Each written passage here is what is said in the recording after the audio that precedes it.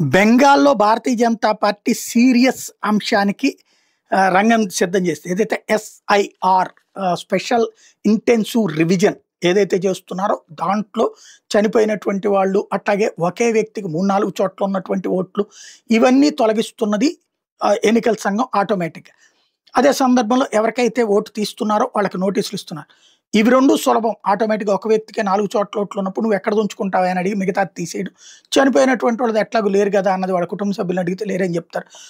Release అయిపోతుంది. అయితే అసలు సిసలు అంశం ఏంటయ్యా అంటే ఆహ్, బంగ్లాదేశ్ నుంచి వచ్చినోళ్ళని భారతీయులుగా చూపెడుతూ వాళ్ళకి ఓటర్ ఐడీలు ఇచ్చి ఓట్లేపించుకుంటున్నటువంటి వాటిని భారతీయ జనతా పార్టీ సంబంధించినటువంటి ఎవరైతే ఇంతకుముందు తృణమూల్ కాంగ్రెస్‌లో మంత్రిగా గూడా ఉండి, ఆ పైన బయటకొచ్చినటువంటి సువేందు అధికారి బ్యాచ్ చాలా సిన్సియర్‌గా బూత్ లెవెల్ నుంచి, ఎందుకంటే శక్తి కేంద్రాల పేరుతో బూత్ లెవెల్ కమిటీలని బీజేపీ యేసుకొచ్చింది. పవర్‌ఫుల్‌గా మెయింటైన్ చేసుకొచ్చింది. వాళ్ళ ద్వారా అక్కడున్నటువంటి ఓటర్ లిస్ట్‌లు అందులో లేని వాళ్ళెవరు, అట్లాగే విదేశాల నుంచి వచ్చి ఇక్కడ ఓటు అని క్లెయిమ్ చేసుకుంటున్నది ఎవరు, అట్లాంటిదంతా ఐడెంటిఫై చేస్తే 13,25,000 ఫేక్ ఓటర్లని భారతీయ జనతా పార్టీ స్వయంగా గుర్తించింది.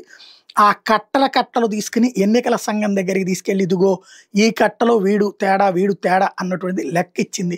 ఇప్పుడు వాళ్ళని తీసేస్తేనేమో మమతా బెనర్జీ అదిగో కావాలని ఓట్లు తీయించారంటుంది. తీయకపోతేనేమో వాళ్ళు విదేశాల నుంచి వచ్చినోళ్ళు ఎలా ట్రీట్ చేస్తారో చూడాలి.